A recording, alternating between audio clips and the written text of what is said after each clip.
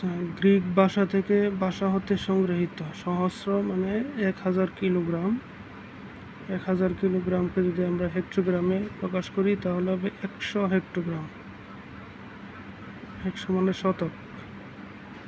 1000 কিলোগ্রামকে যদি আমরা ডেকাগ্রামে প্রকাশ করি মানে দশক, 10 ডেকাগ্রাম।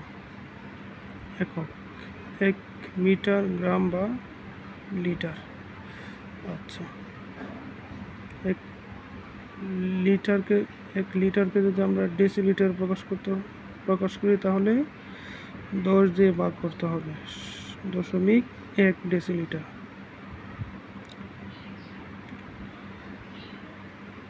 1 লিটারকে যদি আমরা সেন্টিলিটার প্রকাশ করি তাহলে শতাংশ 100 দিয়ে ভাগ করতে হবে, 0.01 সেন্টিলিটার।